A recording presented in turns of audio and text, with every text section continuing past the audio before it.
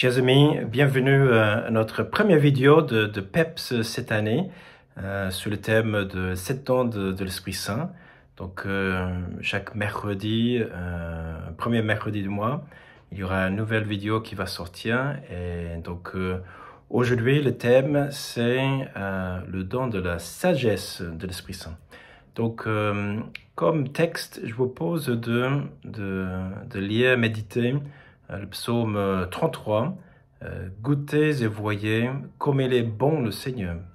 Donc, la présence de Dieu dans notre vie, qui n'est pas toujours sensible ou toujours facile à saisir, ce don de sagesse nous aide à interpréter, voir les signes autour de nous, de sa présence, et aussi la présence de son amour. Et cette capacité de savourer, je dirais même délecter, inspirer des sentiments d'un amour et une tendresse vers toutes ces choses qui existent dans le monde, notamment le monde physique, d'être saisi par sa beauté, la beauté de la création, d'avoir sensible à l'ordre qui est en place, qui est aussi œuvre de la sagesse de Dieu. Mais je dirais encore plus de pouvoir saisir la bonté et aussi la beauté de toutes les autres personnes qui nous entourent.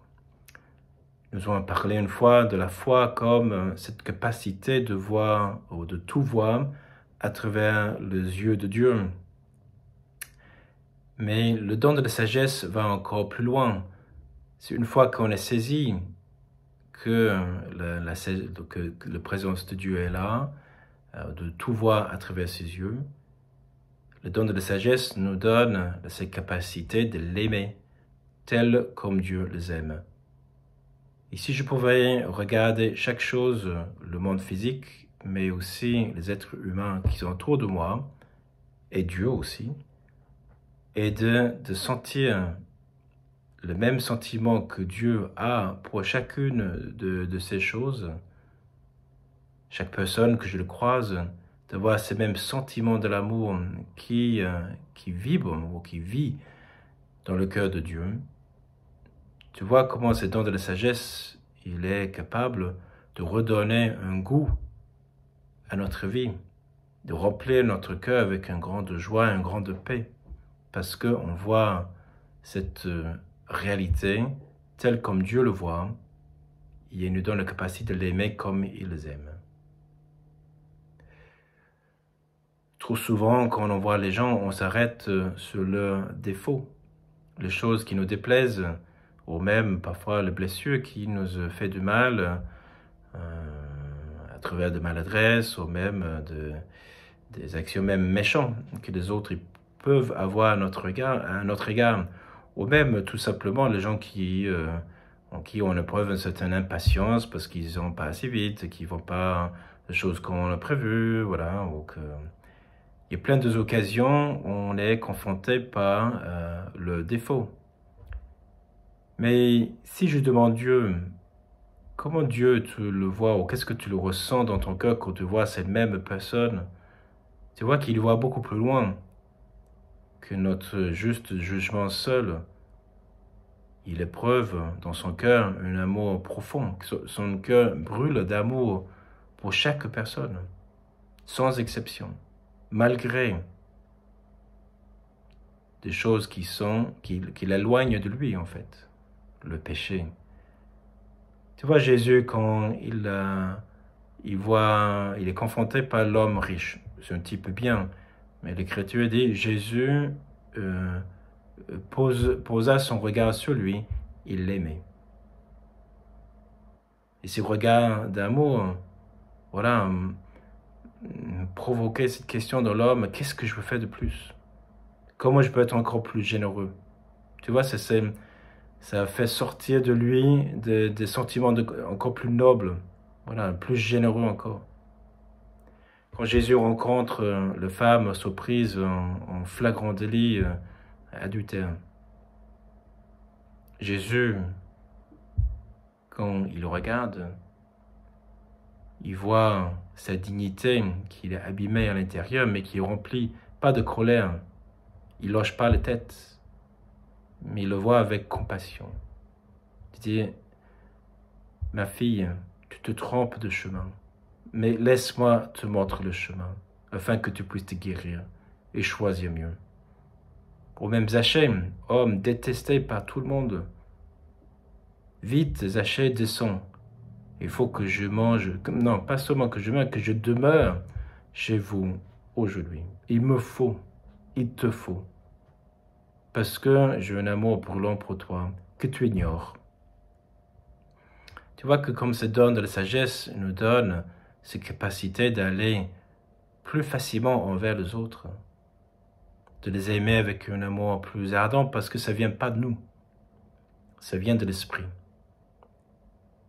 C'est comme cette langue de feu qui tombe sur la tête de chacun des apôtres, la Vierge Marie, un disciple réunis les jours de la Pentecôte, enflammés par cet amour qui les aide à casser ce qui le retenait dans le cénacle, aller vers les autres, proclamer cette bonne nouvelle, aller à l'encontre des autres, parce que, en le voyant, il les aime avec ce même amour ardent. Et là, l'Esprit les inspire des actions bienfaisantes à leur égard.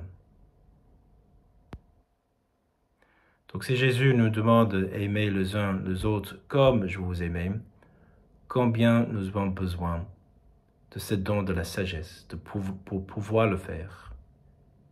Et qui même dans ce temps qu'on court, ça peut être l'antidote contre l'assédie, cette paresse spirituelle où la vie n'a plus de goût, qu'il n'y a plus de goût. Je suis pas motivé, je sais pas, prier, ça me dit rien, la messe, je m'ennuie, la fidélité, voilà.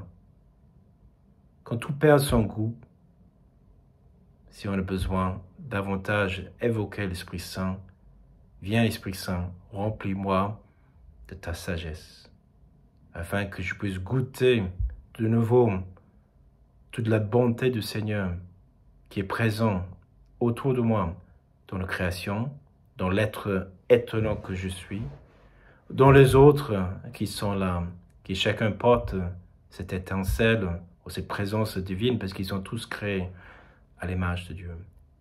Et aussi enflammer mon cœur envers toi, Seigneur, parce que tu es l'auteur de tout cela et que tu as un plan qui est sage. Explique-moi Seigneur, que je peux faire pour entrer dans ces plans de salut, de donner mes talents, mon temps, tout ce que j'ai avec joie à la rencontre des autres, afin que je puisse chercher activement le bien. Parce que je les aime, ou je commence à les aimer comme tu les aimes. Donc pour poursuivre vos échanges, je vous laisse 2 questions. Le premier, c'est qu'est-ce qui m'empêche d'aimer mon prochain tel comme Dieu les aime? Et le deuxième, c'est qu'est-ce que je pourrais faire pour accueillir davantage ce don de la sagesse qui vient de l'Esprit Saint, afin que je puisse aimer chacune de ces personnes telles comme le Seigneur les aime. Donc je vous laisse et je vous souhaite une bonne rencontre, de bons échanges et rendez-vous dans un mois pour le prochain vidéo. Et entre-temps, comme vous savez, on vous propose, si le groupe qui veut se revoir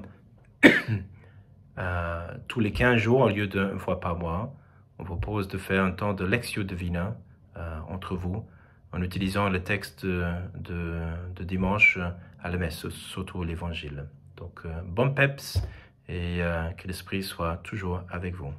Amen.